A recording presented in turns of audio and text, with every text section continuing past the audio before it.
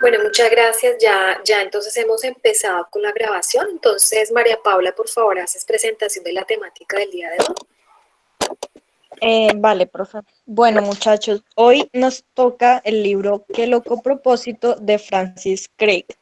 Entonces voy a leerles un poco de algunas características de Francis Crick y tenemos que primero, bueno, él nació en 1916 y murió en 2004. Vivió demasiado tiempo, de hecho. Tenemos que él fue un premio Nobel de Fisiología y Medicina en 1962. Uno, como vieron, pues obviamente el libro trata un poco de esto, ¿no? Que de hecho por eso es que la profesora nos va a mostrar el video, porque pues claro, como ella no tiene algunas cosas claras, pues me imagino que muchos de nosotros tampoco. Sus aportes fueron el descubrimiento de la estructura molecular del ADN. Sus padres fueron Harry Crick y Annie Elizabeth Wilkins, y tuvo tres hijos. Su nombre completo fue Francis Harry Compton Crick. Eh, Él estudió física en la Universidad en Londres y comenzó con sus investigaciones en 1937. Sin embargo, en 1939 la Segunda Guerra Mundial interrumpió su valor. Durante estos años trabajó como científico para el Ministerio de Marina británico, principalmente en la conexión entre el magnetismo y las minas acústicas. En 1947 dejó la Marina para estudiar biología. Hasta esta fecha conocía poco de química orgánica o cristalografía, por lo que pasó los siguientes años aprendiendo sobre estas materias. Durante ese periodo, junto a W. Conrad y Vivant, trabajó sobre la teoría general de la difracción de los rayos X. A comienzos de la década de 1950, al lado del también bioquímico estadounidense James Downey Watson, y con ayuda de imágenes de moléculas orgánicas de gran tamaño obtenidas por difracción de rayos X por el biofísico Maurice Wilkins, determinó la estructura tridimensional del ácido desoxirribonucleico, el ADN, en 1953, el descubrimiento de la doble hélice. En 1962 le concedieron el Premio Nobel de Fisiología y Medicina que compartió con Watson.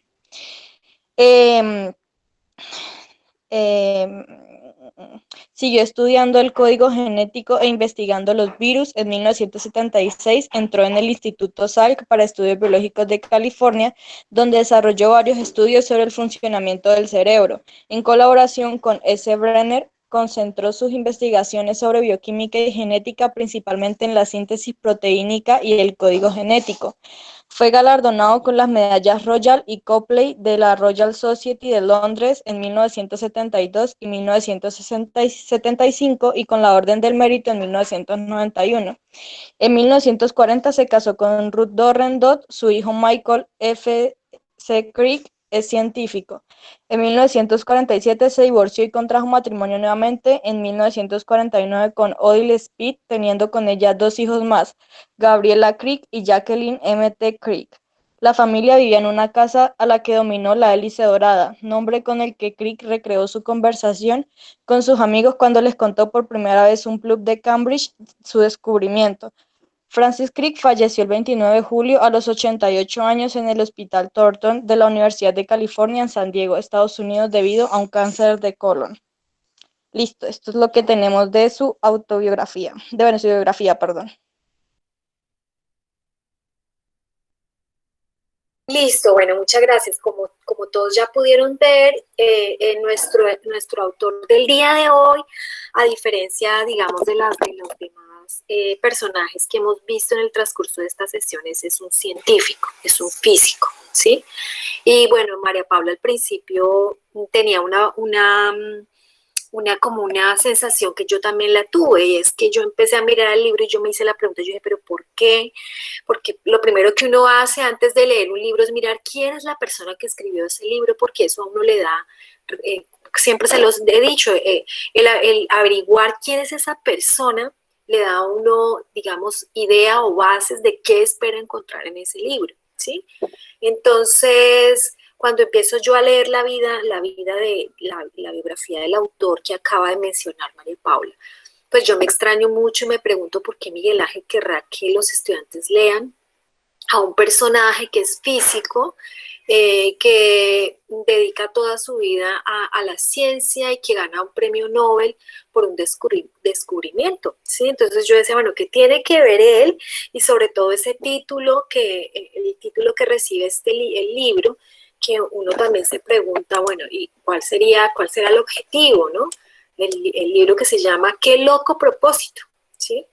Entonces, resulta que cuando uno lo va leyendo, se va dando cuenta que lo que hace él allí es prácticamente hablar de su vida, cómo fue su nacimiento, incluso él empieza a contar su nacimiento, empieza a contar sobre su niñez, sobre su adolescencia y cómo muchas cosas de la vida cotidiana lo van a marcar a él, ¿ya? Entonces, entonces cuando uno empieza a entender realmente el valor que él quiere, digámoslo de cierta manera, dejar el escrito que él hace, ¿sí? del cual nos vamos a referir ahorita para hablar un poquito más concreto. Pero antes de eso, como les dije, les tengo un video porque, bueno, ahí habla del ADN. Yo no soy experta en el área de biología, entonces busqué un documento que nos hablara, donde aparece él, obviamente él ya murió en el año 2004, pero es un trabajo, es un documental que se hizo ya hace tiempos, donde van a hablar precisamente de ese legado que él va a realizar. Quiero que escuchemos el video, que lo escuchemos atentamente para que miremos todo el trabajo que él hizo y digamos, la relevancia que va a tener el trabajo de él a nivel no solamente del país donde nace, que es Inglaterra, sino a nivel mundial. Y a partir, después de que veamos eso, pues vamos a charlar un poquito más sobre el libro. Entonces, yo voy aquí a mostrarles a ustedes Ay, carambas, espérenme un segundo. Voy a presentar ahora. Voy a presentarles a usted entonces el video. Espero que no haya inconvenientes para que lo escuchemos. Si es que no se me ha perdido. Bueno. ¿Me ven ahí todos? Sí, señora. Bueno, voy a tratar de subirle lo más que pueda aquí para que todos lo escuchemos el video. A ver.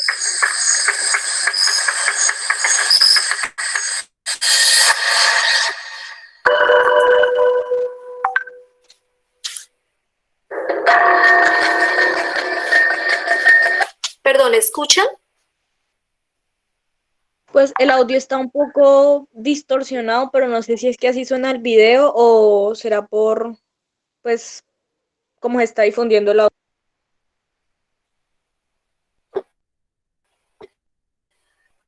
¿Me escuchas, Y profe, María sí, Paula? señora. ¿Me escuchan todos? Bueno, entonces voy a ponerlo entonces otra vez y lo paro ahorita en un momentico a ver si están escuchando. A principios del siglo XX, los físicos y químicos revelaron los secretos del átomo y cambiaron el mundo para siempre. Pero la vida siguió siendo un gran misterio. Entre los secretos más profundos de la vida estaba la herencia. Todo el mundo sabía que los rasgos, como la forma de una vaina o el color de los ojos y del cabello, se pasaban de generación en generación. Pero nadie sabía cómo esta información se almacenaba o transmitía.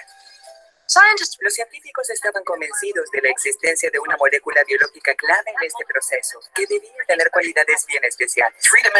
Si escuchan, perdónenme que pare. Sí, señora. Ok, listo, ahora sí lo dejo de corrido. La posición tridimensional de los átomos en esas moléculas tenía que explicar la estabilidad de la vida, el traspaso fiel de los rasgos de generación en generación y también la mutabilidad de la vida. El cambio es necesario para que se produzca la evolución. El desafío de resolver este misterioso arreglo de átomos, este fundamental secreto de la vida, fue asumido en 1951 por dos científicos desconocidos. Menos de 18 meses después, habían hecho uno de los mayores descubrimientos del siglo XX.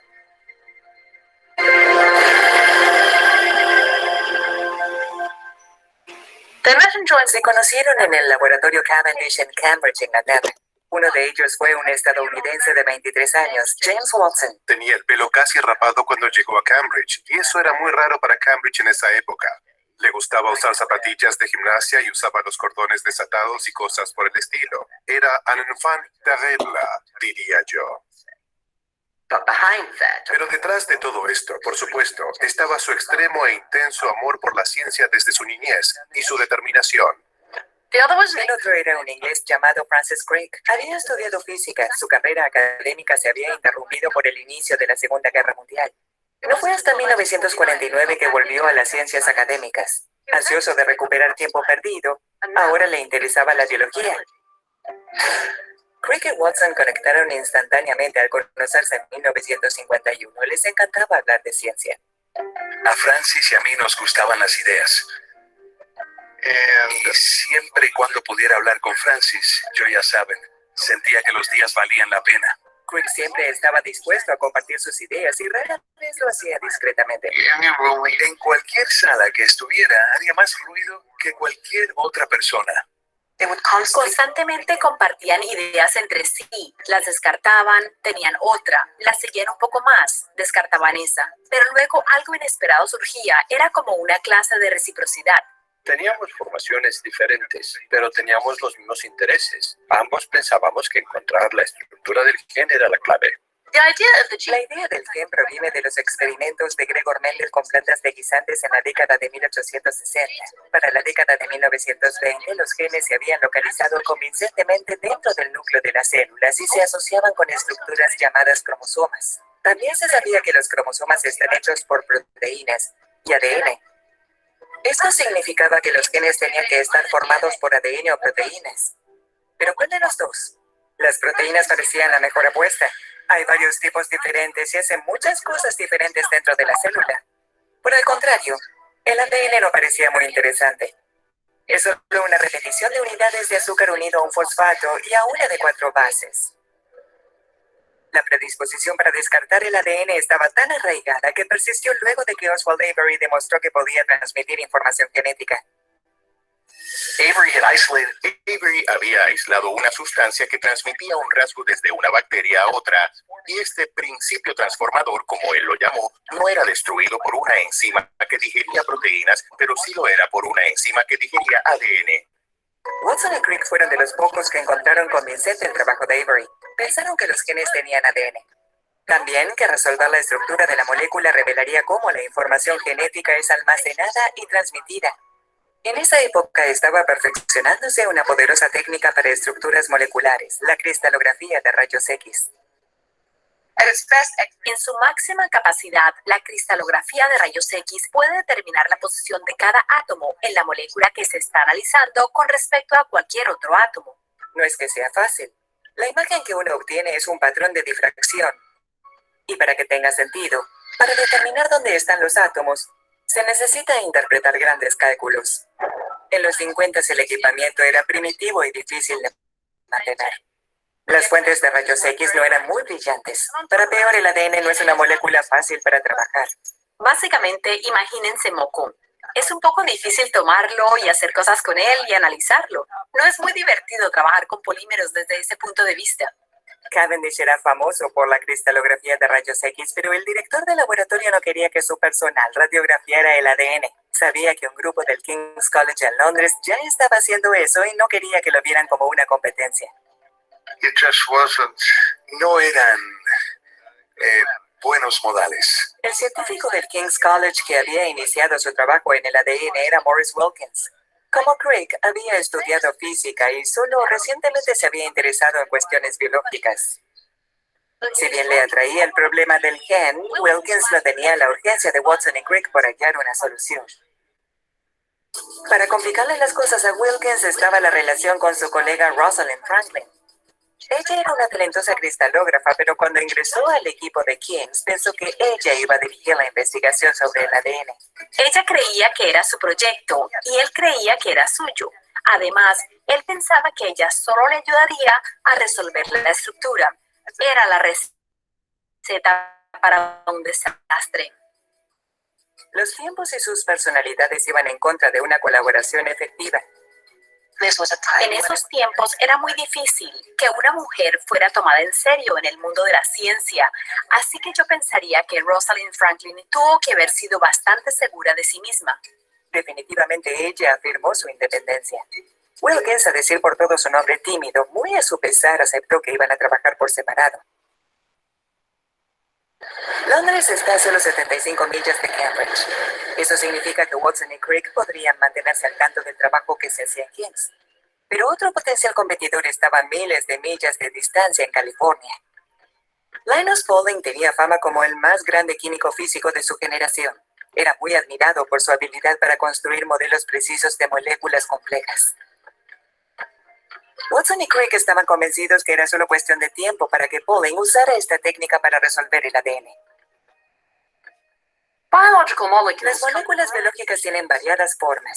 Pauling, Watson y Crick sospechaban que el ADN podía ser un tipo de hélice. Pero si era así, ¿cómo el azúcar, el fosfato y las bases se ordenaban? A principios de su colaboración con Watson, Crick había resuelto cómo debía lucir el patrón de difracción de rayos X de una molécula helicoidal. Poco tiempo después, Watson fue a Londres a escuchar un reporte de Franklin sobre su último trabajo. Cuando regresó, le contó a Crick lo que recordaba de la charla y decidieron construir un modelo. En pocos días ya tenían uno. Era una hélice, con 3 cadenas de azúcar fosfato en el interior y las bases sobresaliendo. En ese momento, lo único interesante de la molécula del ADN eran las bases, así que tenía mucho sentido, es decir, solo un idiota las pondría en el interior porque entonces estarían escondidas. Ellos invitaron a Wilkins y a Franklin para que fueran a echar un vistazo. Desafortunadamente, Watson no recordó bien algunas de las medidas claves que ella reportó. Franklin se dio cuenta de esto y rápida y burlonamente desechó su esfuerzo. Ella preparó un anuncio burlesco sobre la muerte del ADN como hélice. Fue una vergüenza que no les cayó muy bien a los líderes de Cavendish. De cierta manera, nos prohibieron trabajar en el ADN. El fracaso del primer modelo fue doloroso, pero también se puede ver como parte del proceso científico. Yo pensaría de esa misma manera. Para poder llegar a la solución correcta, tienes que equivocarte un par de veces. Y esa es la naturaleza del descubrimiento.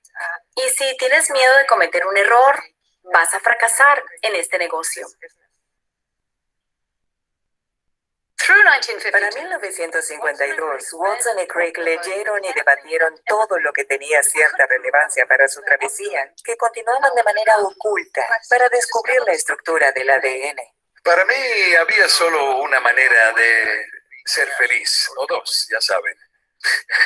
Resolver el ADN o conseguir una novia. y no conseguí una novia, así que fue resolver el ADN. El año terminó con Watson y Crick pensando en el ADN, Franklin tomando fotos del ADN, Wilkins editando a Franklin, y Pauling como una presencia distante pero preocupante. Luego, en enero del 53, todo cambió. Llegaron noticias de que Pauling aprontaba una publicación sobre la estructura del ADN. Watson obtuvo una copia del manuscrito y halló para su propio alivio que Pauling estaba proponiendo una hélice triple. Era muy parecida a la que él y Crick habían abandonado vergonzosamente el año anterior. Aliviado, se fue a Londres para informar de que la carrera por el ADN no había terminado, solo para darse cuenta de que Rosalind Franklin no estaba muy interesada en lo que él tenía que aportar. Después de salir de la habitación de Rosalind Franklin, se encontró con Wilkins, y Wilkins lo llevó a su habitación y sacó de un cajón una fotografía que había sido tomada por Rosalind Franklin. Esa foto se convertiría en una de las imágenes más famosas de toda la biología, foto 51 de Franklin. Jim Watson reconoció el patrón de difracción inmediatamente. Era una hélice. Y en base a esto, Watson pensó que debía tener solo 2 cadenas, una hélice doble. Por la misma época, a Francis Crick le mostraron un informe del trabajo de Franklin que incluía una observación sobre la simetría del ADN. Esto llevó a Crick a una comprensión crucial que Franklin había pasado por alto. Las 2 columnas tenían que correr en direcciones opuestas. Eso lo llevó a la conclusión de que las columnas de azúcar y fosfato tenían que estar en el exterior, con las bases en el interior. Así que Watson comenzó a construir modelos otra vez. Él experimentó apareando bases similares entre sí, adenina con adenina, timina con timina y así sucesivamente. Eso haría que cada cadena fuera idéntica. Watson pensó que eso podría explicar cómo se almacenaba la información genética. Pensó tener la solución. Pero luego, un colega de Cambridge le dijo que las bases no se podrían avaliar con sí mismas de esa manera. Y Crick señaló que el modelo no tuvo en cuenta algo más que se sabía del ADN. Unos pocos años antes, otro químico interesado en el ADN, Erwin Chargaff, había informado un hecho desconcertante sobre la molécula. Él había analizado la composición química del ADN en diferentes especies y lo que halló fue que la cantidad de A, la base adenina, y la cantidad de la base T eran siempre la misma, y Gs y Cs eran siempre las mismas. Pero nadie, ni siquiera Chargaff, había averiguado el significado de esas proporciones en las bases. Teniendo los datos de Chargaff, Jim Watson se fue al laboratorio un sábado por la mañana y comenzó a jugar con recortes de cartón.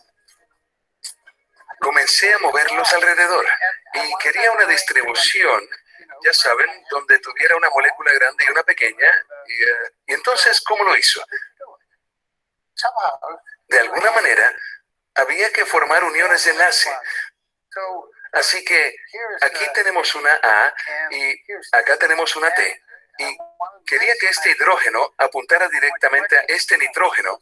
Así que tenía algo como esto. Oh. Así que luego fui al otro par y quería que este nitrógeno le apuntara a este otro. Y así fue. ¡Wow! Se veían iguales. Y puedes poner uno justo encima del otro.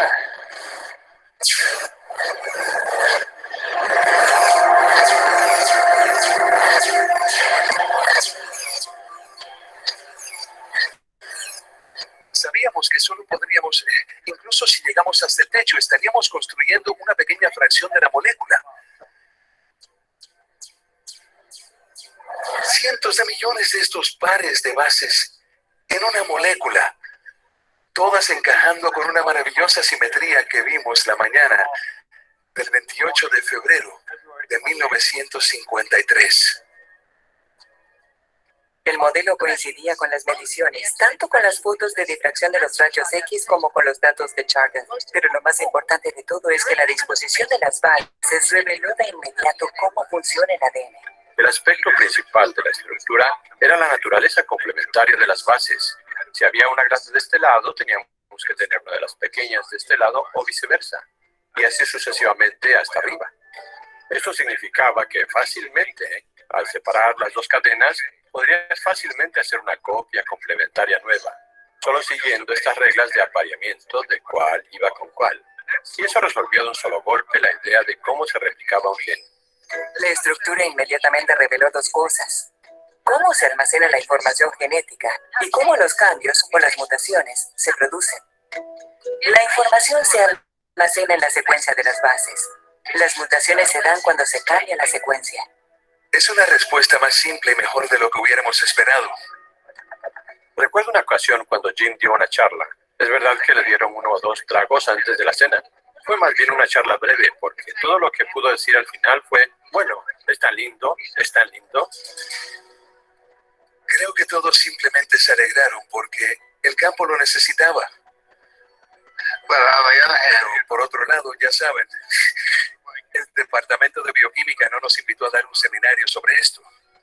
Cuando se reveló la estructura de la doble hélice, la mayoría de los biólogos reconoció al instante el poder de la explicación ante ellos.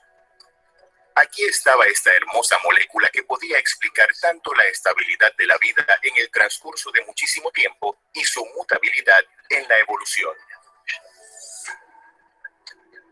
Su triunfo fue publicado en la revista Nature. Ocupó los titulares de todo el mundo y se celebró 9 años más tarde con un premio Nobel.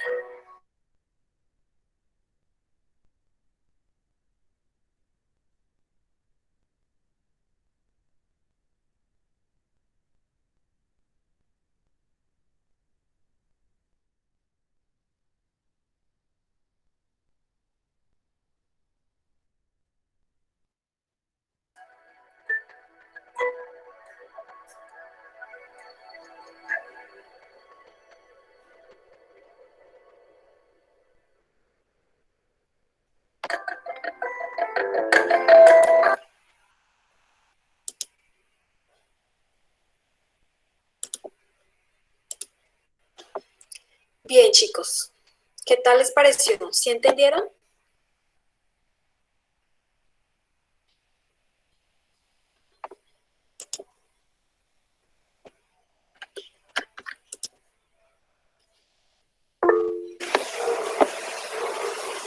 Bueno, eh, bueno, ese es el trabajo que va a hacer nuestro autor, ¿no? Como ustedes se pueden dar cuenta, es un trabajo de años, no es un trabajo que haya salido de la nada, e incluso es un trabajo que les va a costar a ellos errores y aciertos, como lo decía la investigadora. Investigar implica equivocarse. Si usted piensa que cuando usted va a investigar, gracias, cuando usted va a investigar, usted va a llegar siempre a ciertos, está equivocado. Y dice ella, ese no es el negocio, ¿sí? La investigación implica eso. Entonces, parte como de este errar y encontrar, él lo va a hablar un poco en el libro que ustedes tenían para leer en el día de hoy, ¿sí? El libro que se llama Qué loco propósito, porque precisamente lo que hace es pensar de cómo es que él llega con su compañero a lograr ese descubrimiento, ¿sí? Algo que de pronto se ignoraba en su momento y que ellos llegan a descubrir que es trascendental en la vida del ser humano. Hasta el momento, pues, se sabía que la célula tenía, la célula, que es un organismo pequeñito, nosotros estamos conformados por células, y las células a su interior tienen otros elementos, y dentro de ellos se encontraba el ADN, pero hasta el momento nadie le había puesto atención al ADN, como ustedes se dieron cuenta. Todos estaban concentrados en trabajar, eran otros elementos de la célula, y ellos empiezan junto con otros investigadores a trabajar el ADN, y a partir de allí ellos van a descubrir que el ADN tiene mucho que ver con el hecho de que nosotros podamos heredar características físicas de nuestros padres, ¿sí?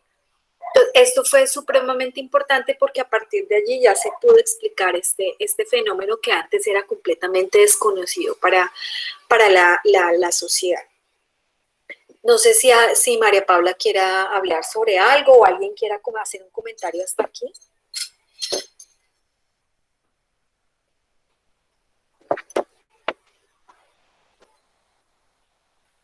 Yuhu, chicos, ¿están vivos?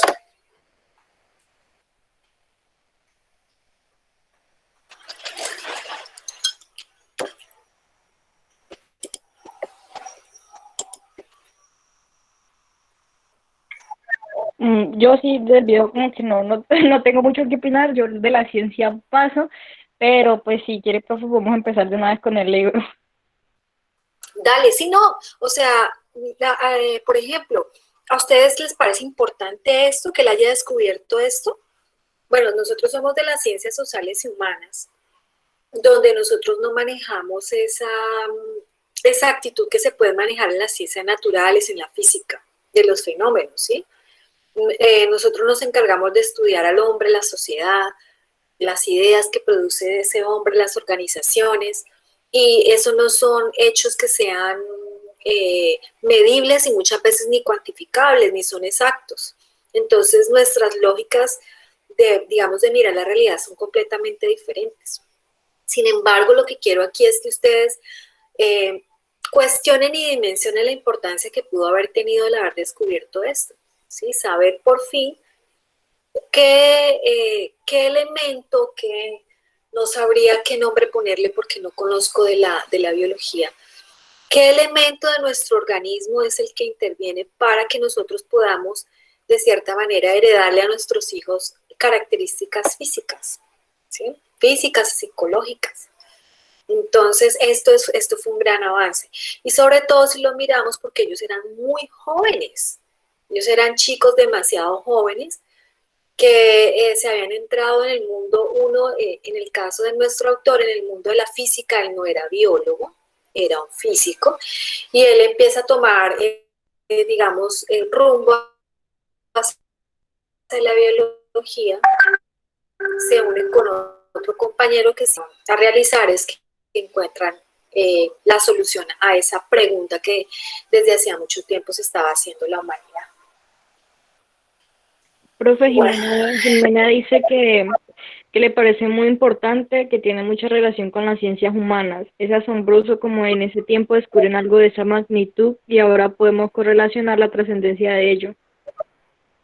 Exactamente, claro que sí, Viviana, y sobre todo, Viviana, si nosotros tenemos en cuenta que en esa época, como lo dijeron en el video, no tenían la tecnología que tenemos hoy en día, prácticamente todo era manual. Si tú ves, con el cartón hace simulaciones de lo que eran estos elementos, o sea, hoy en día podríamos hacerlo de manera computacional, o tenemos unos microscopios que tienen una potencia bastante alta y que podrían de manera contundente llegar a tener una visual de estos organismos, pero en esa época a ellos les tocó ingeniarse de muchas maneras cómo poder llegar a tener una idea de cómo podía funcionar este ADN, ¿no? Entonces eso es bastante,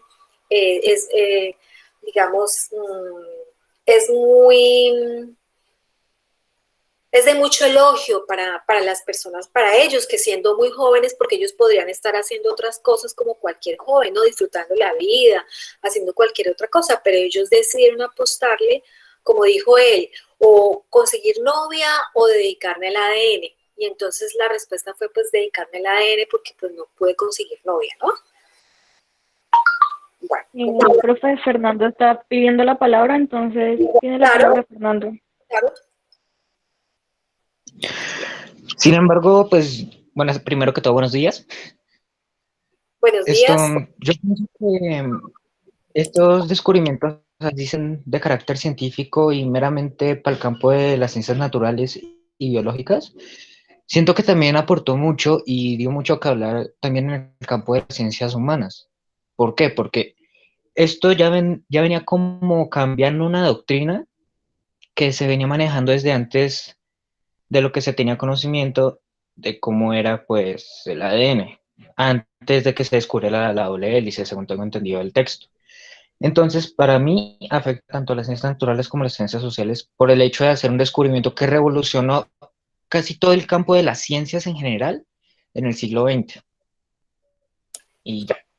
Claro que sí, eso es supremamente importante, eso que tú estás diciendo, porque entonces uno en ciencias sociales se va a hacer la siguiente pregunta.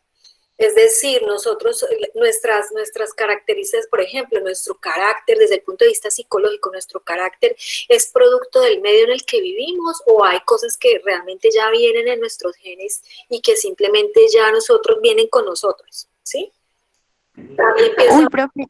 Pregunta, señora. Es que quería tocar también eso de hace rato. Ok, dale. Por lo menos el hecho, estaba pensando, buenos días para todos, qué pena. Buenos días.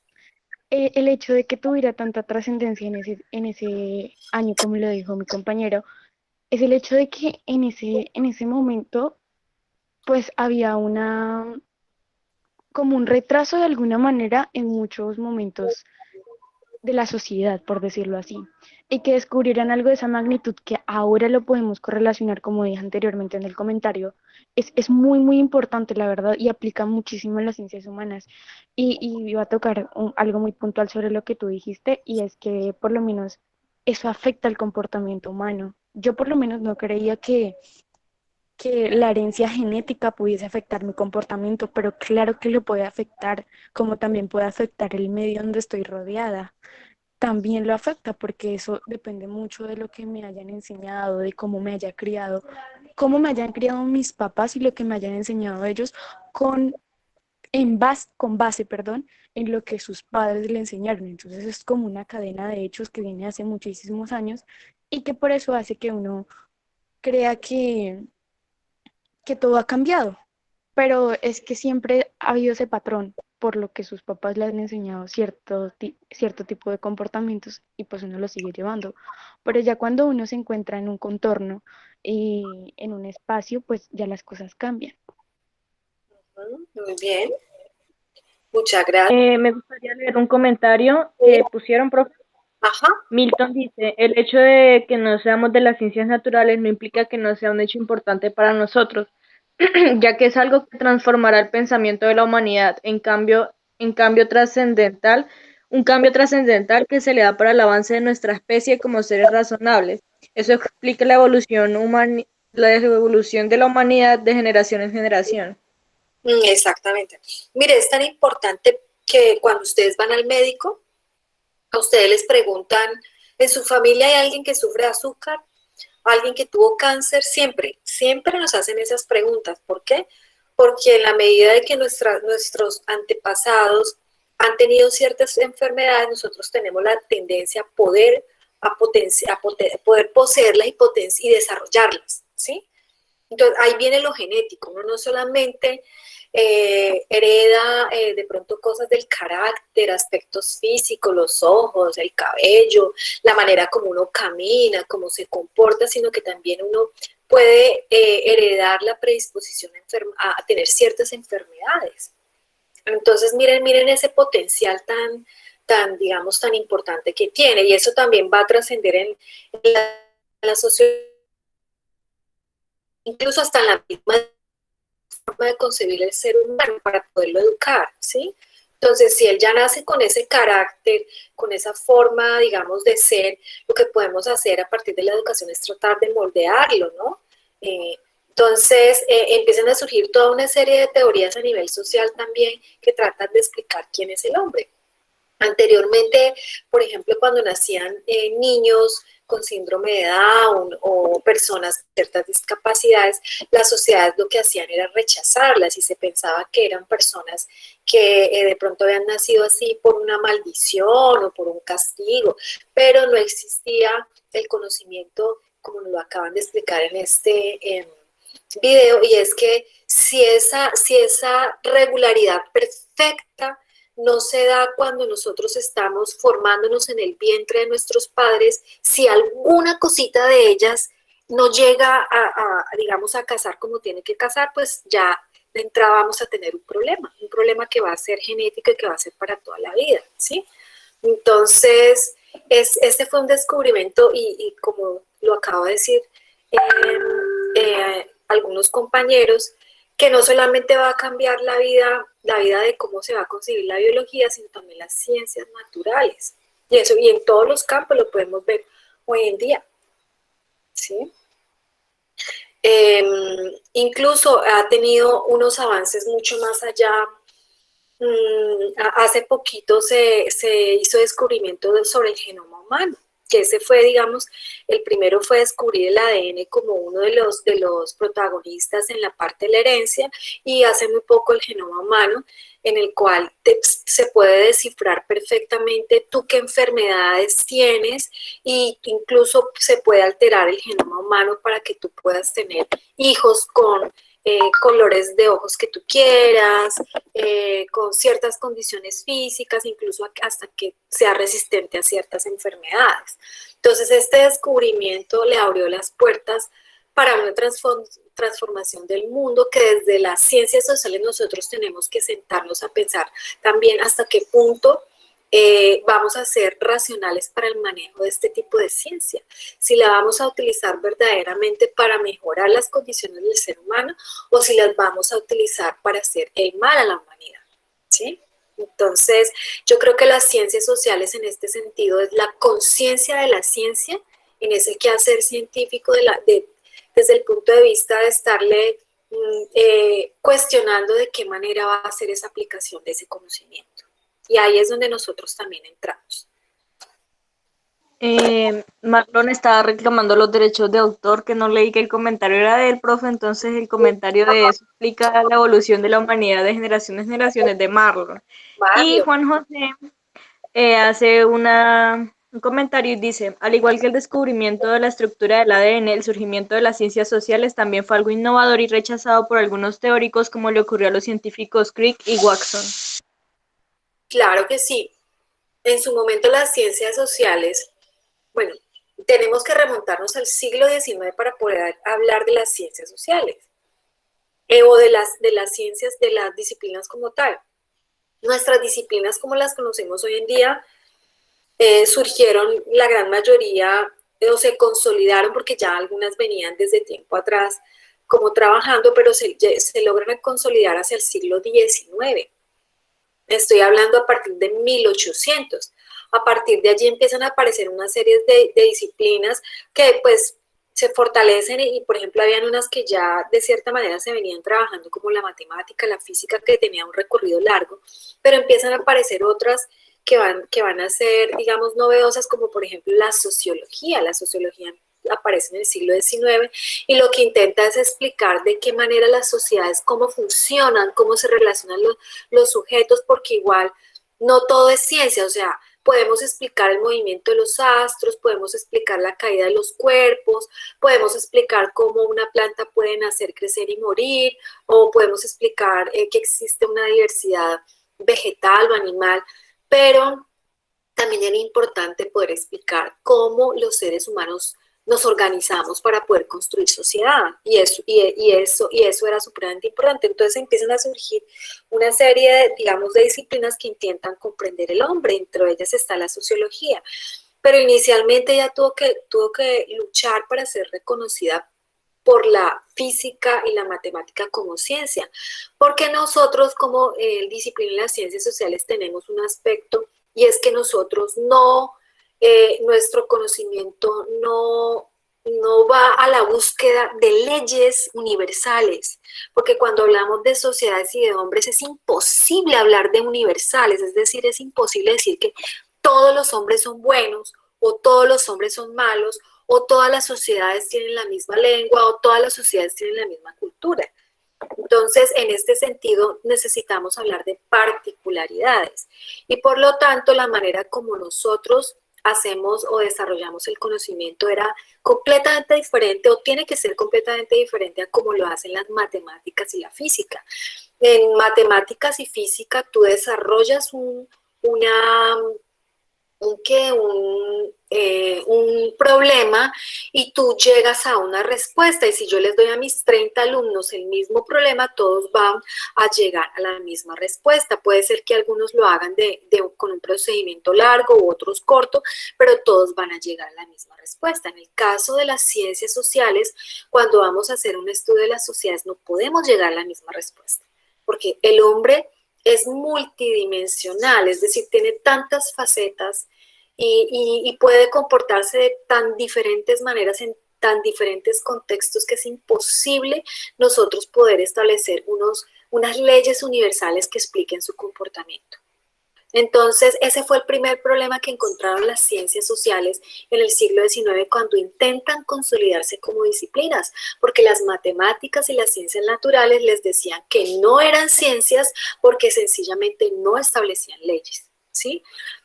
Inicialmente, entonces, a raíz de eso, uno de los principales padres de la sociología, que se va a llamar Augusto Comte, para tratar de tener ese reconocimiento de la sociología como ciencia, entonces él va a establecer unas leyes de la sociedad que de cierta manera también van a marcar de manera, yo diría que un poco negativa, la visión de la misma sociedad. Y él va a hablar entonces y va a decir que hay unas sociedades que son más avanzadas que otras, más evolucionadas que otras, y va a hacer una clasificación entre las sociedades, digamos, unas sociedades primitivas hasta las sociedades que tienen ciencia.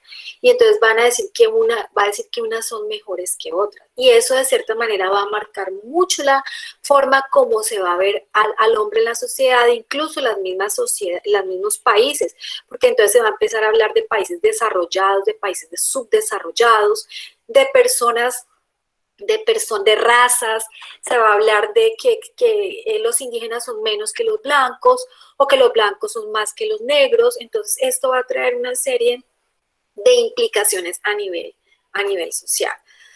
Con esto lo que quiero decir es que todo el conocimiento que se construya es un conocimiento que va a tener una afectación en nuestra realidad, ¿sí? Entonces, de ahí que la importancia de cómo es que se construye ese conocimiento y para qué lo vamos a utilizar.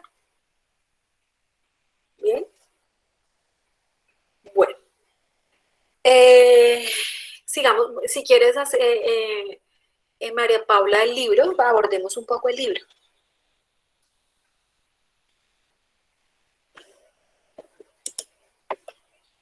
María Paula.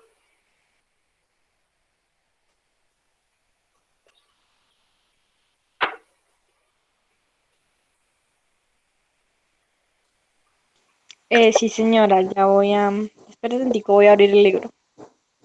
Ah, bueno, pensé que me había quedado solita. Bueno, chicos.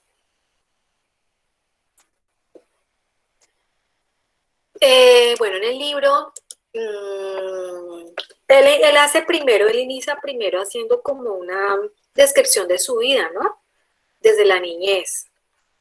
Y él empieza narrando algunos acontecimientos de su vida que son bastante interesantes, ¿no? Él empieza a contar, por ejemplo, desde el día que él nace, que él nace en la casa, empezando por eso, no nace en un hospital, él nace en una casa y su madre tenía un ritual, le dijo a la hermana mayor, a la hermana mayor, perdón, que lo llevara hasta la parte más alta de la casa. Que era un ritual que tenían en su familia con el cual lo que se pretendía era que el chico tuviese digamos, éxito en la vida, ¿sí? Entonces, por eso apenas nace, le dice a su hija mayor, llévalo a la parte más alta de la casa. Entonces, ese es un ritual que él comenta con mucha curiosidad y pues también con afecto hacia su madre, pues porque consideraba que siendo el hijo primogénito, pues quería que él tuviese una vida bastante próliga o bastante, digamos, buena durante el tiempo que estuviera. Y si funcionó, ¿no? No nos dijeron antes, profesora. Sí, ¿cuántas de nuestras madres cuando tienen o cuando nos han tenido, sería chévere preguntar quiénes de ellas hicieron algún ritual o nos dieron un beso, un abrazo para desearnos una buena vida, qué sé yo, no sé. Hay muchas madres que tienen ciertos rituales o entregárselo a su padre como una forma de decir, mira, aquí está el fruto de nuestro amor, qué sé yo, no sé. ¿Quiénes de tantos de nosotros habremos sido ofrecidos a una virgen? Incluso quienes de nosotros llevarán nombres de santos, porque hemos sido ofrecidos a vírgenes o a santos, bueno, qué sé yo. Marlon dice que eso le pasó a Diomedes. Sí. Bueno, entonces, muy bien, bueno, Diomedes fue ofrecido a una virgen, creo, si no estoy mal. Ustedes que saben más de Diomedes que yo. Cuénteme en ese cuento. Cristian dice que le dieron una nalgada y una cachetada inmediatamente después de nacer. Yo creo que eso a todos nos lo han dado. Porque una vez uno nace, lo que se necesita, los pulmones están contraídos y se necesita que los pulmones empiecen a funcionar y para ello entonces una de las procedimientos que hacen es que como que uno llore, porque el llorar hace que los pulmones se expandan y así mismo podamos empezar a respirar, ¿no? Puede ser violento, o sea, si uno no conoce la dimensión del asunto, puede verse como una escena violenta, pero es necesaria para que el nuevo chico que nace, la nueva chica que nace pueda vivir, ¿no?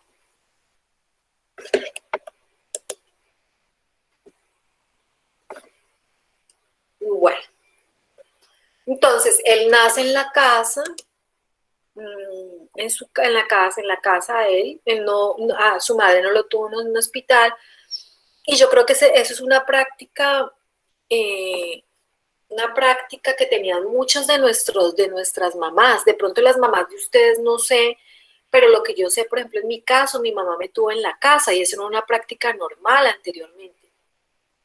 La práctica de que nosotros las mujeres vayamos a los hospitales a tener nuestros hijos es algo muy reciente. Si ustedes hablan con sus abuelas, muchas de ellas tuvieron a sus papás en sus casas, con parteras, ¿no? Pero no era lo común que ir al hospital para poder tener a los hijos, ¿no? Eso era algo ya muy cultural que se fue, digamos, cambiando en la medida que se fueron poniendo unas disposiciones que establecían que ya debía hacerse de una manera formal en un hospital, ¿no? Entonces, pues él nace en la casa. También habla de algunas supersticiones que tenía la mamá de él, por ejemplo, que en Año Nuevo la mamá, para tener una buena suerte, la primera persona que debía llegar o tocar su casa debía ser una persona de color o morena y no rubia, ¿sí? Porque si llegaba así, por hecho, si llegaba una persona rubia a la casa no la dejaba entrar, tenía que ser una persona morena porque eso era símbolo de buena suerte durante todo el año. Esas prácticas yo creo que también las hacemos aquí, no sé, yo me acuerdo mucho que mi abuelo, cuando nosotros pasábamos Navidad con mi abuelo, siempre cuando después que sonaba el 31 de diciembre, él no permitía que ninguna mujer llegara después de las 12 de la noche, sino que tenía que ser un hombre el primero que pisara las puertas de su casa, ¿sí?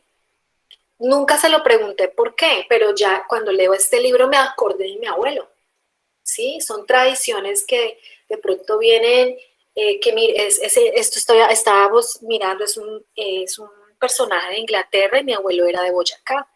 Entonces hay ciertas tradiciones que acompañan la vida de los seres humanos desde que nacemos hasta que nosotros morimos, ¿no?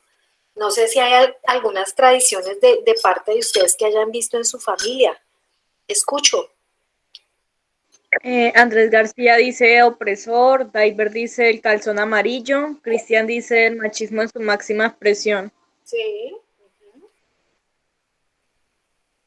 Yo de hecho no creo que sea machismo, o bueno, creo que fue de pronto un machismo inconsciente porque pues no podemos pensar que él fue el que invitó eso, él fue el que se la inventó, ¿no?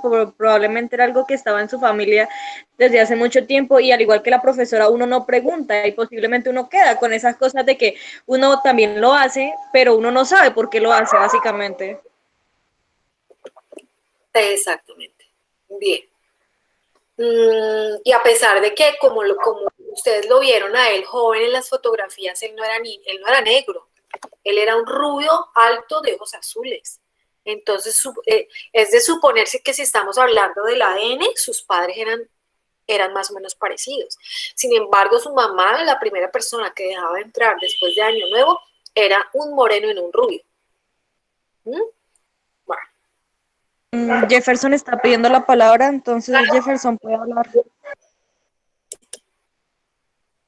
Dale, Jefferson.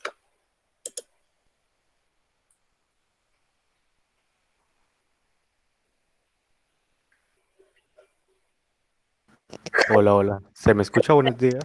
Sí, Jefferson, dale. Que con respecto a lo del hombre que ingresa en vez de una mujer en Año Nuevo, en mis bisabuelos paternos, de hecho, tenían esa tradición o esa costumbre también. Y ellos, la explicación que le dieron a mis abuelos y que mis abuelos nos dieron a nosotros, porque eso siguió reproduciéndose, era que el hombre, no sé, pues ahí sí no sé si es machismo, ¿sí? Pero el hombre era la fuerza y la valentía que sostenía el hogar.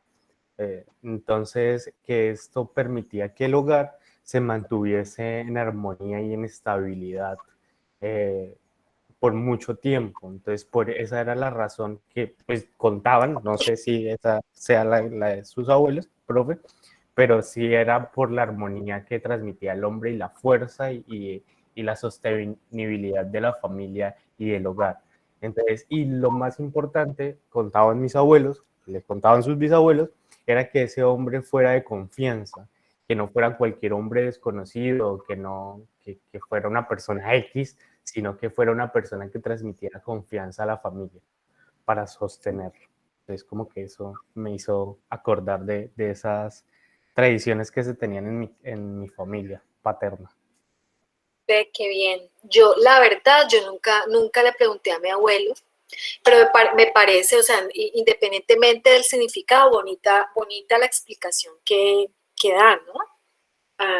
Porque allí lo que veo es que deja, independientemente que haya dicho que es el hombre y no la mujer, bueno, porque es entendible que todos somos hijos de nuestra época. Yo no podría juzgar al abuelo que vivió y cuyas estructuras mentales obedecen a un momento determinado. No podría yo llegar digamos, a juzgarlo, ¿no es cierto?, con la manera de pensar de este momento, porque quizás dentro de 50 años va a haber otras personas que nos van a juzgar a nosotros por nuestra manera de pensar, ¿no?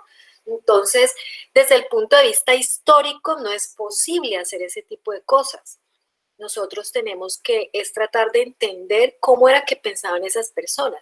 Cuando nosotros juzgamos con nuestros valores de la época, valores de épocas pasadas, eso se llama anacronismo, ¿sí? Que es como un error histórico hacer eso. Lo que estamos obligados es tratar de entender el por qué pensaban de esa manera y actúan de esa manera. Por eso me parece tan bonito que Jefferson pueda explicar aquí cómo es que sus abuelos le expresaban el por qué debía ser un hombre, ¿sí? Recordemos que para las generaciones de nuestros padres y nuestros abuelos, la familia es una unidad supremamente importante y mantenerla unida era como la misión que se tenía que tener en contra de viento y marea. Entonces, tal vez esa representación, ellos digamos, se la daban al hombre porque el hombre era fuerte y era como de manera simbólica que esa fuerza que tiene el hombre llegara al hogar para que pudiese permanecer unida a la familia, ¿no? Entonces es una manera, digamos que me parece, es una interpretación muy bonita del por qué tiene que ser un hombre y una mujer, ¿sí? Bueno, muy bien. No sé si alguien más tiene otra tradición de su familia que nos pueda contar. ¿Alguien más? Otra tradición.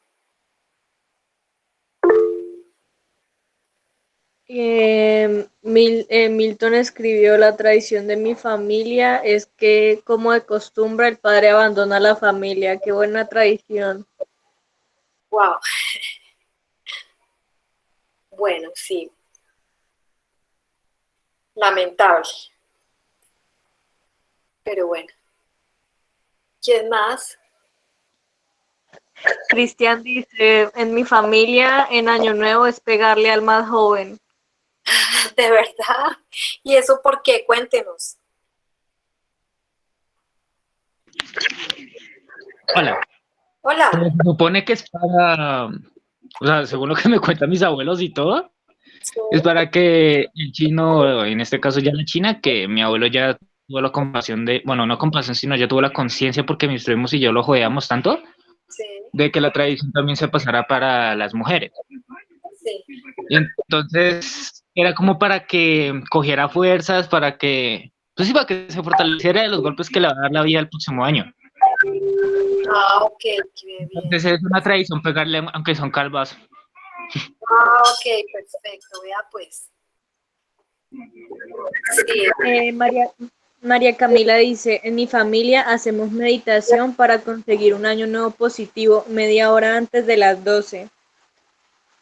Qué bien. Marilyn dice: la tradición en mi familia es en cumpleaños darle calvazos a la hora de las fotos. Ah, sí. Las 12 uvas, dice John. Sí, ese es muy común, ¿no? El de las maletas recorriendo la cuadra donde está ubicada la casa para poder viajar, ¿no? Vemos entonces que existe una cantidad de simbolismos en torno a nuestra vida cotidiana con los cuales se busca la prosperidad, la felicidad, la unión familiar, la buena suerte, etcétera, ¿sí?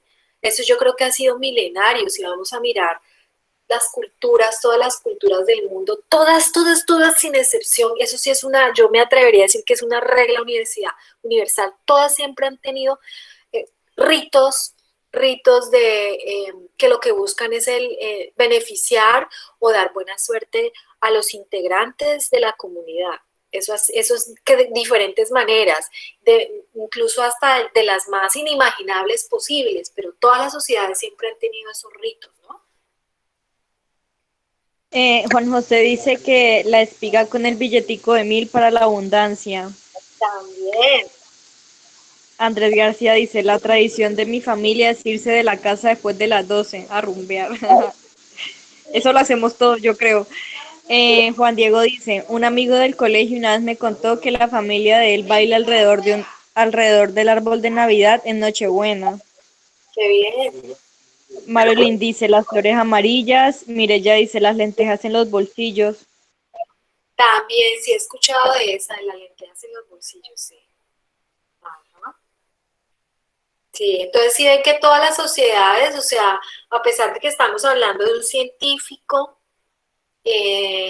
también tenía su familia tenía sus propias tradiciones.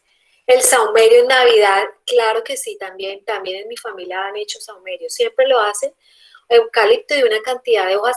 Ah, bueno, también los que se bañan con agua de yo no sé qué cosas, en ese momento también, es otra tradición que se da allí. Sí, o baño con unas matas, si no recuerdo, con sí, unas hierbas, pero no recuerdo el nombre, pero sí he escuchado también esa otra tradición. Virto, wow, ¿cómo saben? Angie dice, la mía es tomar, el que quede borracho duerme fuera de la casa con solo pantalones en Año Nuevo. Vea, pues, entonces no, toca estar de pilas si nos llega a invitar a pasar Año Nuevo a la casa. Listo. Bien, entonces esos son los rituales que nos va a contar aquí el autor que se daban como niños. También hay otro aspecto que nos va a comentar, y es que él era un niño muy preguntón, como todos los niños, todos nosotros. Eso no es que es exclusivamente de los niños de hoy, no, todos los niños tienen curiosidad por el mundo, todos. Porque imagínense, estamos recién llegados a este mundo y todo nos causa curiosidad. ¿Y por qué llueve para arriba y no para abajo? Y nos están dando la respuesta, pero ¿y por qué? ¿Pero y por qué? ¿Pero y por qué? Entonces muchas veces nosotros entramos en tensión y, ay, pero usted no pregunte más, tan cansón, preguntándolo todo. En el caso de nuestro autor, contó con la fortuna de que en esta etapa de ser un niño preguntón, pues los papás no eran unas personas muy ilustradas, porque como lo comentan allí, eran más bien unos trabajadores, era una familia que vivía de hacer cuero para zapatos, fabricaban zapatos, entonces no era una familia que fuese muy ilustrada. Entonces los papás fueron muy inteligentes porque le compraron una enciclopedia para que él pudiese satisfacer de cierta manera esa curiosidad que tenía sobre preguntar ciertas cosas. Entonces los papás le van regalando, y lo interesante es que era una enciclopedia. Ustedes ahora, hoy en día casi de pronto no se usa mucho, pero anteriormente, ¿quién de sus papás no tuvo una enciclopedia en la casa? Sí, hay enciclopedias muy, muy famosas, que tuvimos en nuestras casas, que iban desde la letra A hasta la letra Z, que contenían información de múltiples cosas, enciclopedias especializadas en ciertas áreas del conocimiento, en salud, ¿cómo se llama? En nutrición, en historia, bueno, etcétera, muchas, y en este caso entonces sus padres le compran una enciclopedia. Lo que tiene la enciclopedia también, las que no son especializadas, es que tiene de todo tipo de conocimiento. Y él decía que lo que más le gustaba de la enciclopedia era cuando leía las partes que correspondían a la ciencia, que eso desde muy pequeño él empezó a encontrar que la ciencia era apasionante para él. Entonces pues él leía sobre otros temas, pero que el tema que más le apasionaba en definitiva era la ciencia, y eso va a marcar un derrotero bastante importante en la vida del autor, porque si nosotros lo vemos a futuro, pues es la disciplina sobre la cual él va a tomar la decisión de formarse como tal, ¿sí? El leer esta enciclopedia, que era una enciclopedia para niños, que él la recuerda aquí, la escribe, que se llamaba Arthur Mee. Él entonces aprendía cosas como, por ejemplo, cómo era el universo, qué era un átomo, cómo crecían las cosas, cómo crecía una planta, cómo crecían los animales, y da una cantidad de explicaciones que para él eran magníficas y maravillosas, ¿sí? Entonces, esto le permitió a él posteriormente empezar a hacer experimentos caseros. Él dice que a los 12 años él empieza a experimentar y a hacer en su casa, y entonces los padres empiezan a preocuparse, pero los padres posteriormente que le compran la enciclopedia, le compran a él un libro de química, y entonces con este libro de química él empieza a hacer experimentos ¿sí? Y entonces empieza a hacer explosiones con botellas y los papás se empiezan a preocupar porque imagínense en este niño, ya esto va a explotar la casa. Entonces tienen que entrar a mediar con él para que hiciera ciertos experimentos donde no pusiera en riesgo su vida, ¿verdad? Entonces él empieza como a contar todas esas peripecias que fueron interesantes en su vida de niños.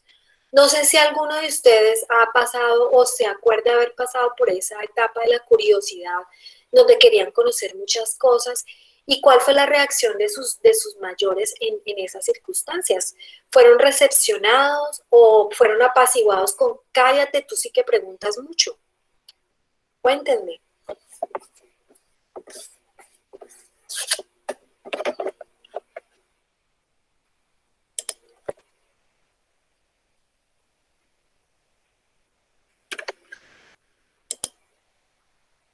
¿Ninguno? Marlon dice que él, pues, si quiere puede prender el micrófono, Marlon. A ver, Marlon, cuéntanos a ver, ¿cómo fue tu experiencia? De niño preguntó.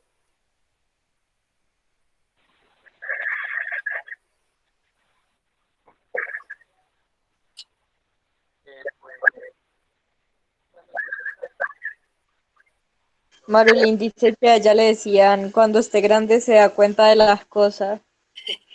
¿Y si ha pasado, Marulín? ¿Si le ha pasado? ¿Si se ha dado cuenta? Ah, bueno, vamos, Marlon, dale. De hecho, yo puedo comentar ahí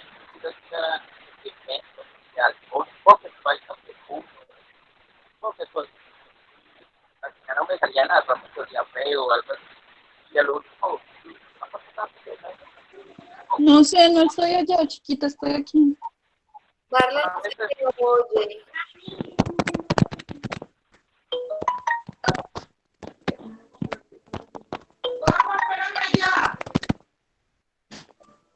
Mire, ya va a hablar.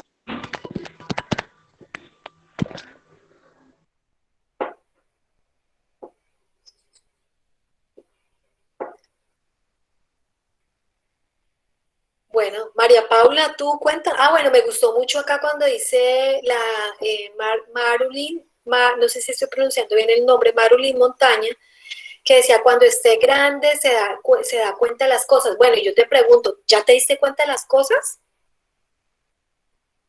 ¿O fue frustrante para ti que te respondieran de esa manera? Marulín, ok, Marulín, listo.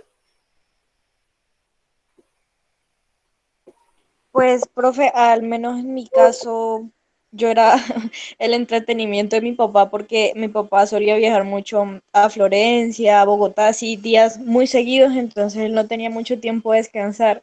Entonces él siempre me llevaba y decía que él me llevaba porque yo, o sea, a mí me tapaban la boca y me salían letreros, entonces que yo le preguntaba y le preguntaba y le preguntaba y que no lo dejaba dormir de camino. Qué chévere. Muy bien, Marlon. Yo cuando estaba pequeña jugaba a ser mecánica con la guadaña de mi papá. ¡Qué bien! Eso está chévere. Mire que ese momento es tan especial en la vida del ser humano para uno poder desarrollar esa capacidad de admiración. Mire, la capacidad de admiración, de admirarse, de preguntarse, uy, pero ¿por qué sucede tal cosa? De sorprenderse, la que permite la construcción del conocimiento. Cuando uno no se admira de nada, pues no le importa conocer las cosas. Y esa es una condición que se da en esa etapa del ser humano, de la edad chiquita. Y es tan importante que los papás puedan cultivar esa etapa para podérsela, digamos, explotar a uno de manera tal que posteriormente se convierta en una habilidad para toda la vida. ¿Ya? Dice Andrés, bueno, sigue leyendo, María Paula. Malurin dijo, pues sí fue un poco frustrante, pero en realidad era verdad. Así me explicara, no lo iba a comprender del todo. Andrés García dice, mi papá me ponía a ver partidos de fútbol con él desde que tenía 2 años. Luis Carlos dice, a mí me escondían las respuestas. Por ejemplo, yo una vez pregunté de qué se pegaban los perros cuando tenían el acto sexual y mis papás me decían que estaban pegados de la cola. Eh, Cristian Fernando dice, hay cosas que a lo mejor de niños preguntábamos y no nos respondieron al día de hoy, no sabemos las respuestas, un poco triste. Sí. Bueno, ¿quién de nosotros no conoció al ratón Pérez, al niño Dios? ¿Quién más? El loco que se lleva a los niños, bueno, etcétera, etcétera, ¿no? Toda esa construcción eh, imaginaria que nos hacían desde niños, ¿no? Y que de cierta manera con esas construcciones lo que hacían era, eh, digamos, no darnos las explicaciones reales de por qué las cosas sucedían, no eran un poco explicaciones un poco imaginarias, eh, pero que no nos ayudaban realmente a construir digamos, el sentido real de las cosas, ¿no?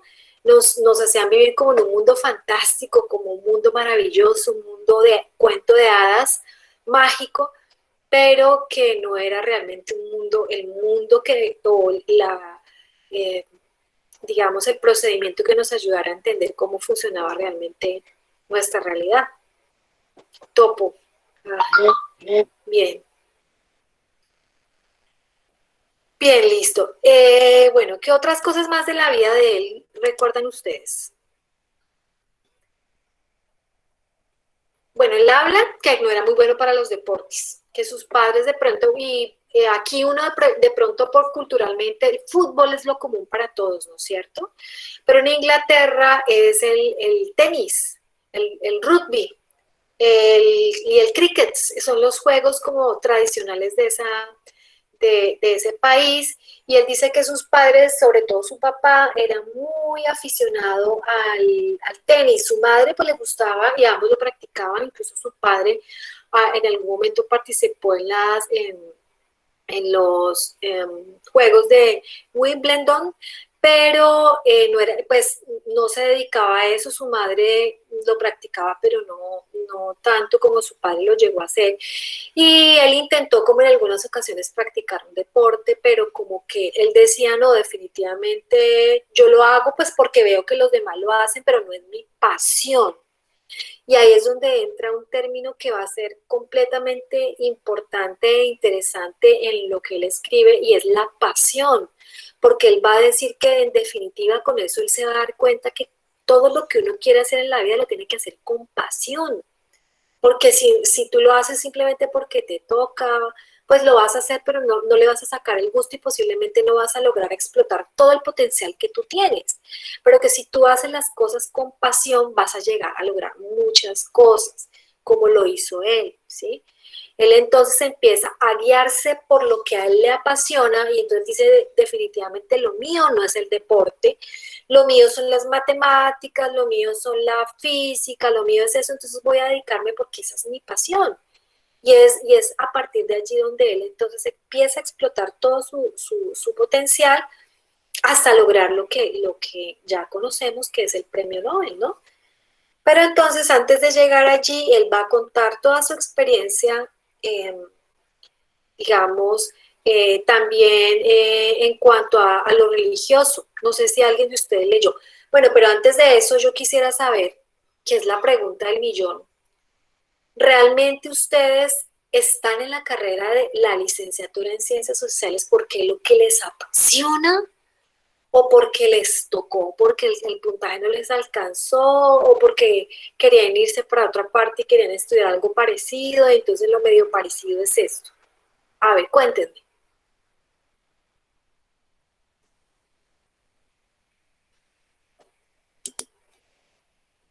Pero la verdad, ¿no? Malurin dice que porque no pudo con la otra carrera y le pareció interesante esta. Ok. ¿Cuál era la otra carrera?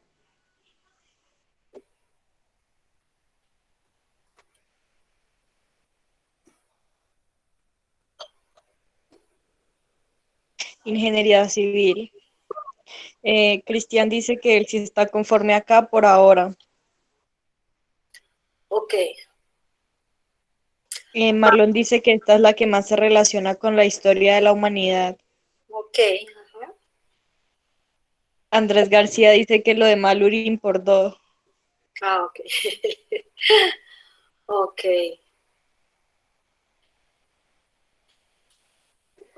Bien, pero entonces ese es el, digamos, el aporte. Cada una de las lecturas que hemos hecho nos da un aporte. Yo no sé si ustedes lo han captado. Y el aporte que nos pone aquí este autor es la pasión con la que se hagan las cosas. Y esa pasión no nos la va a decir la mamá, el papá, sino que esa pasión la tenemos que descubrir cada uno de nosotros. ¿Qué es lo que nos gusta hacer? ¿Sí? Realmente, ¿qué es lo que nos gusta hacer? Porque solamente cuando tú haces las cosas con pasión, como dije anteriormente, tú le vas a poder sacar todo el fruto y tú vas a poder explotar todo tu potencial. De lo contrario, te vas a ver limitado, restringido.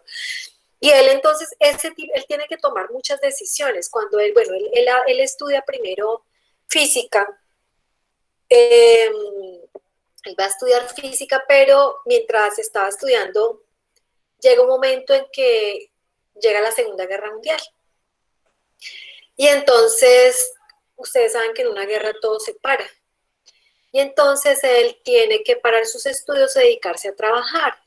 Y él va a conseguir trabajo como en un laboratorio construyendo bombas. ¿Sí?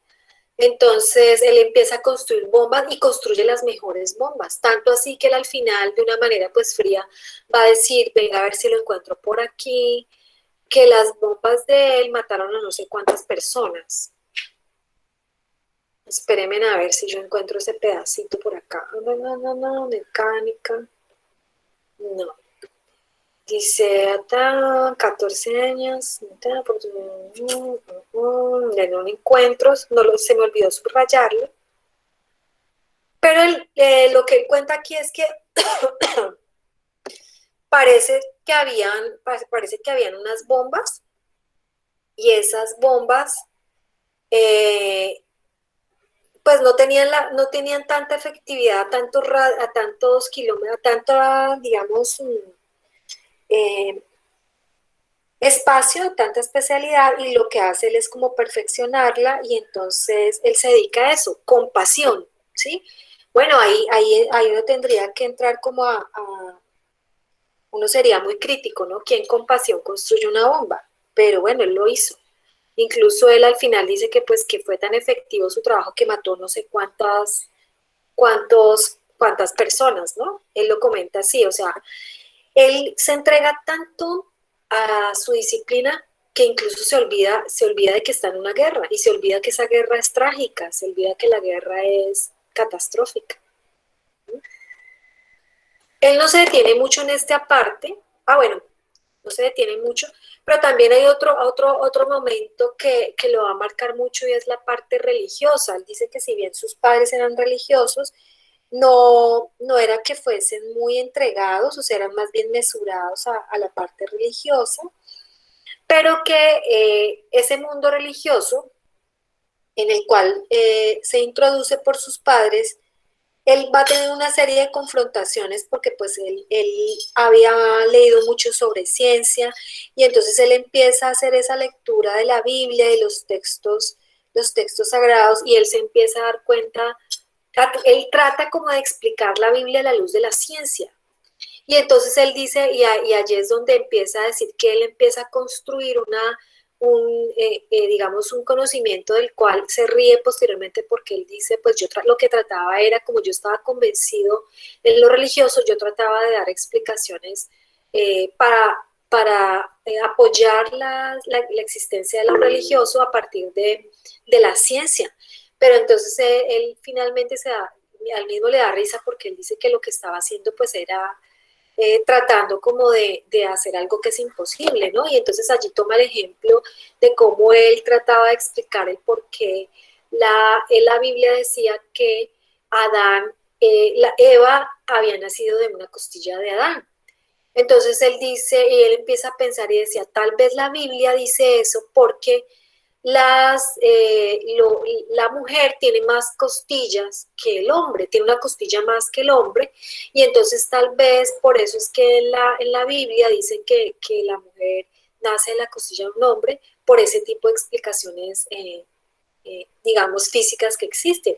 Entonces, él mismo después dice que él se ríe y dice que pues que él trataba como de darle una explicación científica a lo religioso, pues porque él había leído mucho y él como que trataba de contrastar las dos cosas, de buscar puntos de encuentro, pero llega el momento en que definitivamente no puede y toca y él se aleja de la parte religiosa, pues porque la física y la matemática riñen por completo con las explicaciones de tipo teológico. Entonces él se aleja, él dice que pues que indudablemente si se camina por el sendero de la física y la matemática, pues es muy, muy difícil después sostener muchos conocimientos de tipo religioso.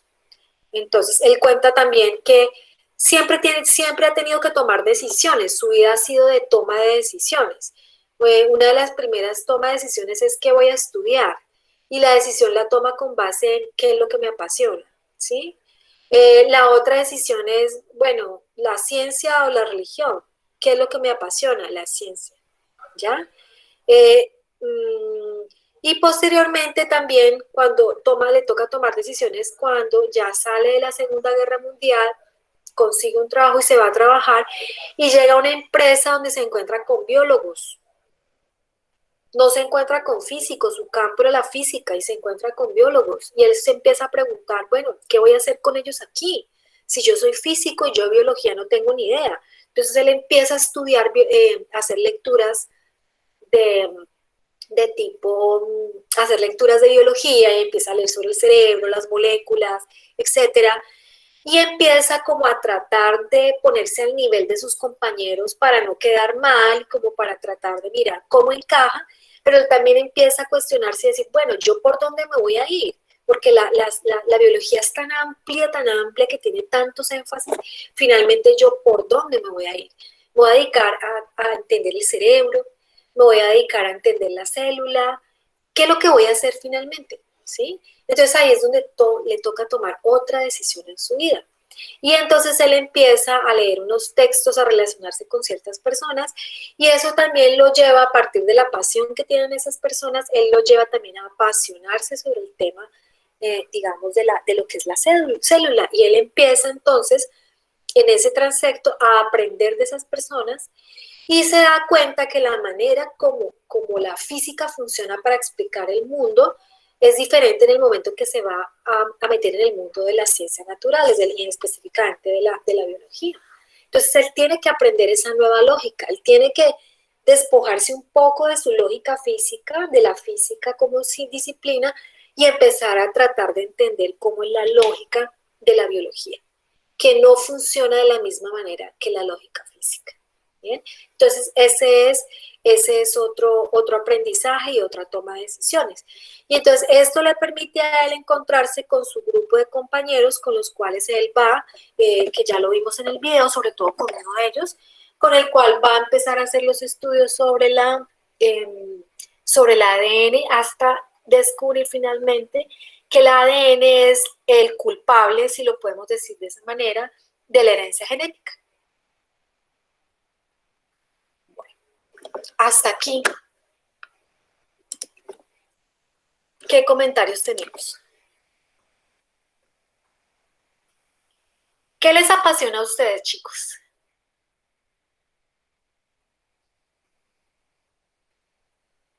¿Qué les apasiona?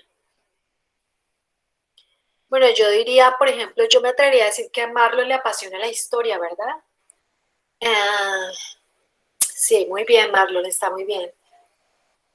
Muy bien, explota esa pasión que tienes por esa disciplina. A Jefferson también, Jefferson, explótalo. Vivir, muy bien, Milton. Vive la vida con pasión. El baile, muy bien. Entonces aprende a bailar, explótalo. Diver, la historia, muy bien. Eso es lo importante, que lo que le apasione a uno es lo que sea como el norte que guíe todas sus acciones, ¿no? En este caso nos estamos refiriendo como a ese tipo de pasiones que nos ayudan a consolidarnos como seres humanos, que nos ayudan digamos, a tener una vida armoniosa, ¿no?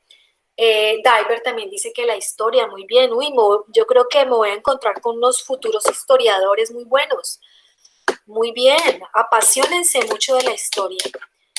Miren que sobre la historia de la región hay mucho que construir.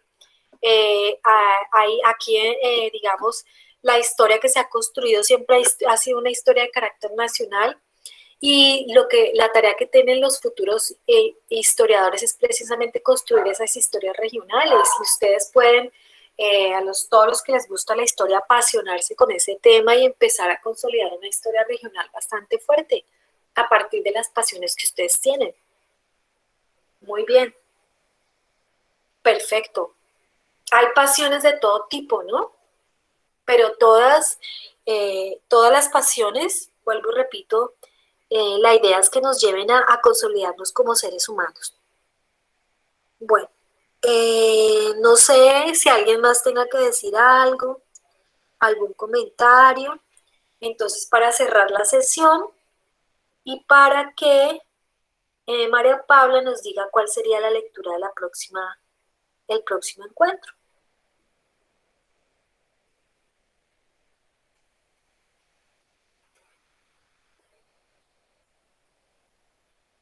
Comentarios. María Paula.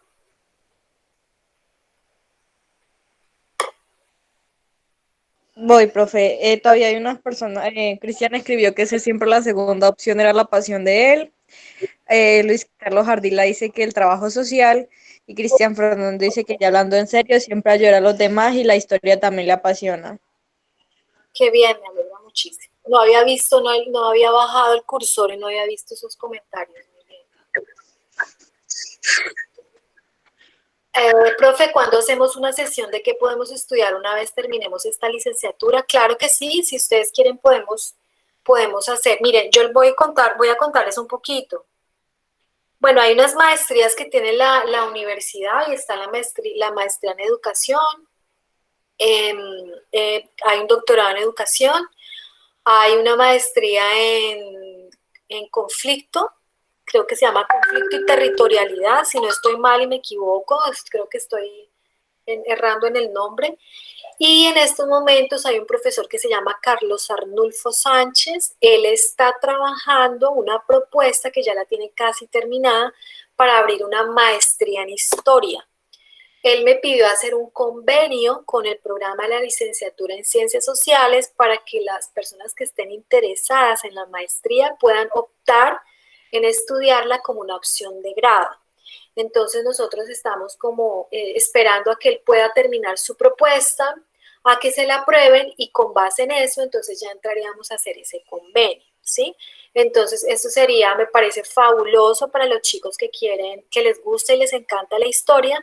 Esta podría ser, digamos, una oportunidad para que ustedes puedan, digamos, concentrar su pasión en este tema, ¿sí? Entonces, pues eso es algo que les comento, que es, digamos, como un trabajo, una apuesta que se está haciendo, y es una maestría que también le apunta a trabajar en la historia regional, por lo mismo que les acabé de comentar anteriormente, porque está por construir la historia nuestra, vista desde las regiones, no que nos la vengan a contar otras personas a partir de cómo funciona Bogotá, decirnos cómo deberíamos funcionar, sino más bien cómo han sido nuestras propias dinámicas.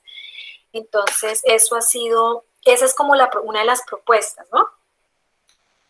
Podríamos hacer si ustedes quisieran, pues en algún momento yo podría invitar al profesor Carlos Martínez para que les pudiera contar un poco sobre la propuesta que tiene la maestría, pero también yo podría contarles a ustedes sobre otros tipos de maestrías y de estudios que existen a nivel de, digamos, de especialización, no solamente aquí a nivel regional, sino también a nivel nacional e incluso a nivel internacional.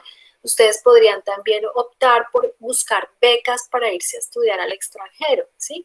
Es decir, las posibilidades para la generación de ustedes están abiertas. Lo que se necesita es que ustedes tengan pasión y que quieran hacer las cosas, ¿sí? Que se quieran cualificar, que amen la disciplina que tienen, y esto será un aporte bastante importante para que ustedes puedan lograr las metas que se proponen, ¿sí? Y plata, dice Cristian. Bueno, no sé eso, no sé si estás hablando de la maestría en historia. Todavía no hemos hablado de esa parte. Lo que sí sé es que digamos, las maestrías que desarrollan las universidades públicas son mucho más baratas que las privadas porque tienen un subsidio, ¿no? De hecho, por ejemplo, ustedes tienen un subsidio también, aunque no es visible, cuando ustedes se matriculan en la universidad. Por ejemplo, ustedes pagan 480.000 pesos, pero ese no es el valor real de la matrícula. El Estado pone el resto. Hace unos años, hace como unos 3 años, se calculaba que el valor de cada uno de los estudiantes de las universidades públicas era alrededor de 7 millones de pesos por estudiante, pero ustedes no pagan esa plata, ustedes pagan un valor pequeño de esos 7 millones de pesos. Algunos pagan 480, otros 500, otros 600, pero el valor real de costo de cada uno de los estudiantes por semestre es alrededor de 6, 7 millones de pesos.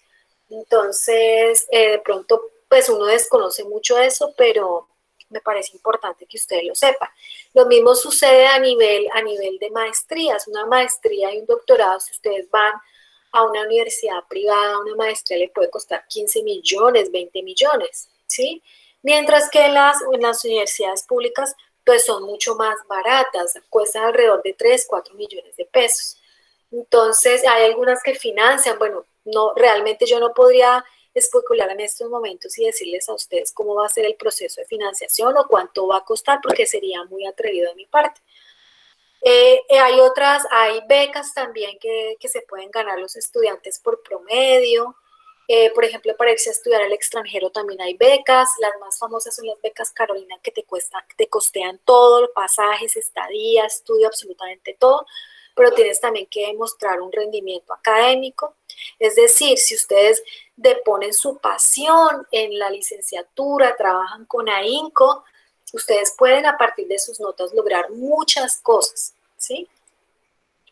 Eso, lo que les puedo yo contar. Pero si ustedes lo desean, podríamos en algún momento hacer un encuentro para poder hablar, y no solamente de pronto con ustedes, sino con los 3 semestres, para que ustedes sepan para que ustedes se vayan proyectando a futuro cuáles podrían ser las posibles carreras de posgrado que ustedes podrían realizar, ¿sí? De acuerdo a sus gustos. A los que les gusta las ciencias sociales es tan amplia, chicos, pueden irse por la historia, pueden irse por la geografía, por la educación, pueden irse por la filosofía, se pueden ir por la antropología, por la sociología, ¿sí? Pueden hacer especializaciones variadas. Incluso conozco también que hay maestrías en ciencias sociales. Es decir, es variado, o sea, nuestro campo afortunadamente es muy rico y es muy, muy grande, es muy amplio. Por ejemplo, en el caso mío, yo soy licenciada en ciencias sociales, pero mi especialidad es la historia. Entonces, la antropología moderna, bueno, también puede ser, o sea, son ustedes, en la medida que ustedes se encuentren cuál es su pasión, qué es lo que les gusta a ustedes hacer, ustedes van a decir, bueno, yo me voy a enfocar y me voy a especializar en esto. El autor también lo decía, si ustedes lo leyeron allí, cuando a él le toca especializarse, porque eso es algo que nos toca a todos, a él le toca especializarse, y él comienza a decir, bueno, ¿yo en qué me voy a especializar? Si están tantas opciones que no sé con cuál irme, y qué tal que yo me meta en una que me sienta frustrado y no me guste, o no la entienda, o sea un fracaso. Entonces ustedes aprovechen y explórense a sí mismos para que ustedes vayan mirando qué es lo que realmente les gusta y qué es lo que quieren hacer ustedes como especialización. Bien. Bueno, chicos, yo creería que con esto ya terminamos, y entonces, María Paula, tienes la palabra para que nos digas cuál es el trabajo de la próxima sesión. Bueno, profe, el libro de la próxima sección es Mis años de aprendizaje, de Hans-Georg Gadamer. Listo, mis años de aprendizaje, muy bien, chicos. Bueno, chicos, bueno, mira, ahí nos está poniendo Jefferson, nos está poniendo un link de Claxo. Allí también pueden encontrar, sí, diversos temas de las ciencias sociales que ustedes pueden mirar, chicos. Miren, es que y para ustedes en estos momentos hay tantas cosas tan interesantes que no les alcanzaría la vida para poderlas explorar todas. Pero lo importante es que, vuelvo y repito, ustedes identifiquen cuál es la que más les la apasiona. O sea, créanme que si ustedes encuentran la disciplina en la cual ustedes se quieren especializar y es la que les apasiona, todo va a ser fácil y va a ser supremamente enriquecedor, porque ustedes lo van a hacer con toda todo el ánimo posible, que eso es lo más importante. No hay nada más feo en este mundo que hacer las cosas porque le toca o porque me obliga. Entonces, tarea, explórense como seres humanos y miren qué es lo que quieren a futuro en cuanto a su formación disciplinar. Allí está, para que miren Claxo y Flaxo, miren muy bien, porque también hay unas becas que ustedes pueden tomar por allí.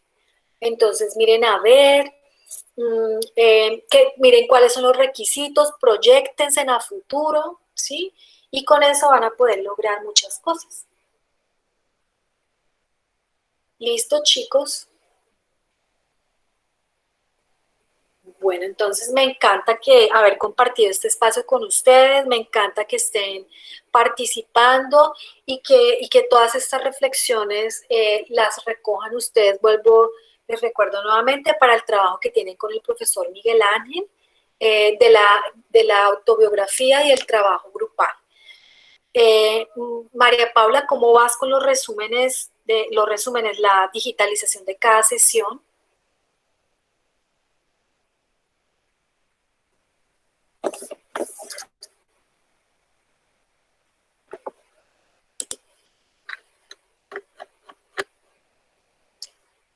Next.